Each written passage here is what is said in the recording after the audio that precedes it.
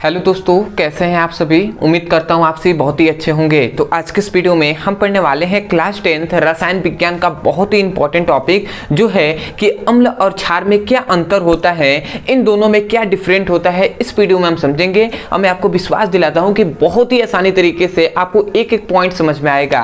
इससे पहले मैं बता दूं, यदि आप इस वीडियो को देख रहे हैं, सब कुछ अच्छे से साफ साफ दिखाई दे रहा होगा तो बहुत ही अच्छी बात है। यदि दिखाई नहीं दे रहा होगा तो आप अपनी वीडियो की क्वालिटी को बढ़ा लीजिएगा, क्योंकि बहुत लो क्वालिटी में आपकी वीडियो चल रही होगी। तो आशा करते हैं आप समझ गए होंगे। तो चलिए दोस्तों, अपने टॉपिक को शुरू करते हैं। तो यहाँ पर हमने लिख दिया है अम्ल। अम्ल को एसिड कहते हैं। इधर हमने एक तरह लिख दिया है क्षार, जिसे हम बेस कहते हैं। इन दोनों का डिफरेंट हमने लिख दिया है, एक एक करके हम समझेंगे। तो सबसे पहला अंतर ये होता है कि जो अम्ल होता है वो स्वाद में कैसे होते हैं, खट्टे होते हैं। ये हमने जब डेफिनेशन पढ़ाया था, जब इसका हमने परिभाषा बताया था, एग्जाम्पल बताया था, तो उसमें हमने डिटेल में बताया था।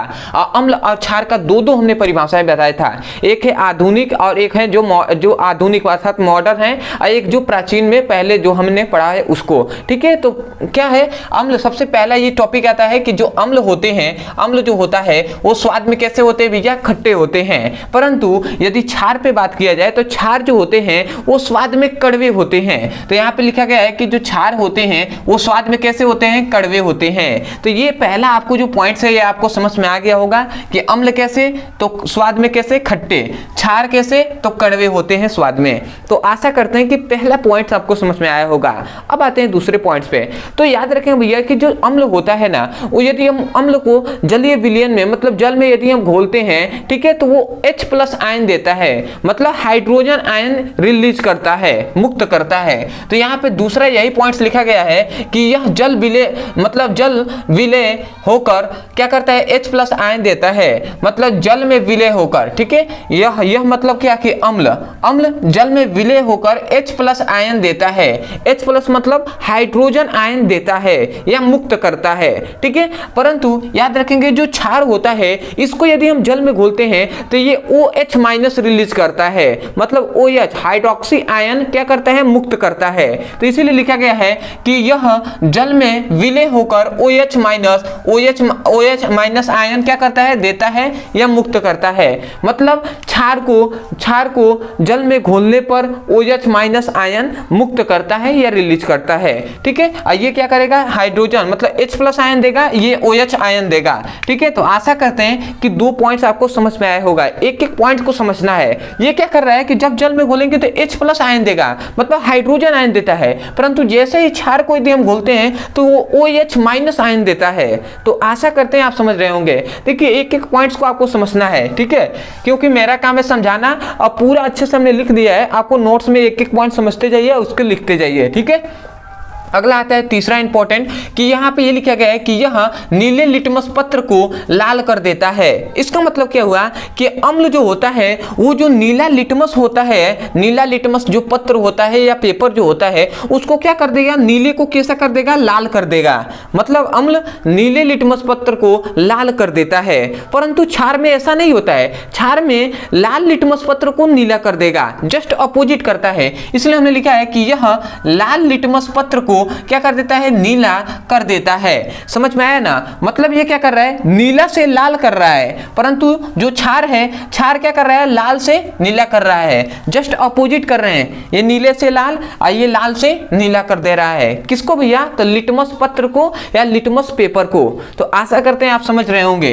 तो यह मतलब क्या, आप क्षार भी लिख सकते हैं कि क्षार लाल लिटमस पत्र को नीला कर देता है। तो आशा करते हैं आपको 3 पॉइंट समझ में आ गया होगा। चौथा पॉइंट याद रखेंगे कि जो भैया अम्ल होता है ये क्षारकों को उदासीन कर देता है। इसलिए हमने लिखा है कि ये क्षारकों को उदासीन कर देते हैं, मतलब अम्ल क्षार को उदासीन कर देते हैं, परंतु जो क्या होते हैं, जो क्षार होते हैं वो अम्ल को उदासीन कर देते हैं। जस्ट ये विपरीत है, अपोजिट है। ये क्या करेंगे, अम्ल जो होंगे वो क्षार को उदासीन करेंगे, और जो क्षार होंगे वो अम्ल को उदासीन करेंगे। इसलिए हमने यहाँ पे लिखा है कि ये अम्लों को उदासीन कर देते हैं। तो आशा करते हैं आप समझ रहे होंगे। एक एक करके कंपैरिजन में आप याद करेंगे तो आपको बेहतर तरीके से याद हो जाएगा। ठीक है, रटना नहीं है, समझना है। यहाँ पे पांचवा इंपॉर्टेंट टॉपिक आता है। यहाँ पे ये कहा जा रहा है कि अम्ल धातु कार्बोनेट से क्रिया करके क्या देता है, कार्बन डाइऑक्साइड गैस निकालता है या मुक्त करता है या रिलीज करता है। इसका मतलब क्या हुआ कि जो क्या होते हैं, अम्ल होते हैं, वो धातु कार्बोनेट से जैसे ही वो क्रिया करते हैं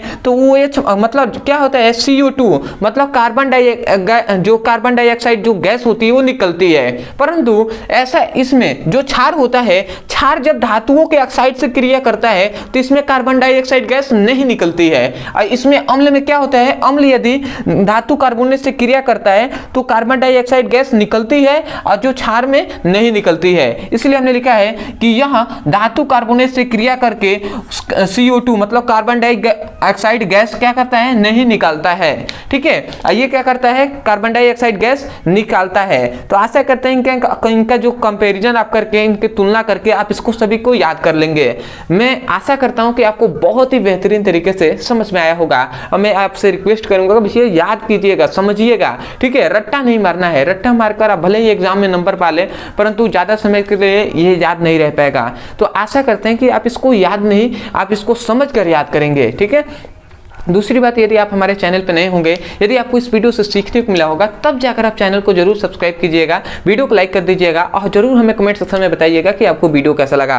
अदरवाइज बहुत से ऐसे स्टूडेंट हैं जो चाहते हैं क्लास 10th हो या क्लास 12th हो, उसका फिजिक्स और केमिस्ट्री का चैप्टर वाइज सिक्वेंस में एक एक करके वीडियो मिले। अब मैं अपने पूरे सिलेबस को चैप्टर वाइज पढ़ सकूँ और अपने सुंदर से नोट्स बना सकूँ। यदि आप पढ़ना चाहते हैं तो या तो आप हमारे चैनल के प्लेलिस्ट में चले जाइए, वहाँ पर वीडियो अवेलेबल है, वहाँ से उसकी पढ़ाई कर सकते हैं। या आपको नहीं पता कहां से हम प्लेलिस्ट ढूंढ कर पढ़े, कहां से एक एक करके हमें वीडियो वाइज मिले, चैप्टर वाइज सीक्वेंस में पार्ट 1 पार्ट 2 करके, और वहां से मैं पढ़ सकूं, तो यदि आपको नहीं आता है तब जाकर आप यहां पे एक नंबर दिया जा रहा होगा, इस नंबर पे आप व्हाट्सएप कीजिएगा और लिखना क्या है, मान लेते हैं आपको क्लास 10th का फिजिक्स और केमिस्ट्री का पढ़ाई करना है तो आप इस नंबर पे मैसेज कीजिए, class 10th physics chemistry all video link. इतना लिखकर आपको मैसेज करना है। आपको तुरंत फिजिक्स और केमिस्ट्री का 2 लिंक मिलेगा, उस लिंक पे क्लिक करके आप फिजिक्स और केमिस्ट्री का चैप्टर वाइज सीक्वेंस में सभी वीडियो मिल जाएगा, वहां से उसकी पढ़ाई कर सकते हैं। अब वीडियो को देखकर अपने नोट्स भी बना सकते हैं। अदरवाइज नोट्स तैयार किया जा रहा है, जल्दी आपको बताया जाएगा और नोट्स इतना मतलब ऐसे आपको बताया जाएगा कि बहुत ही आप खुश होंगे। ठीक है, नोट्स सुनकर, ठीक है, उसका न्यूज आपको दिया जाएगा। तो चलिए दोस्तों, आज के लिए इतना ही, मिलते हैं एक नए टॉपिक के साथ, तब तक के लिए धन्यवाद। जय हिंद, जय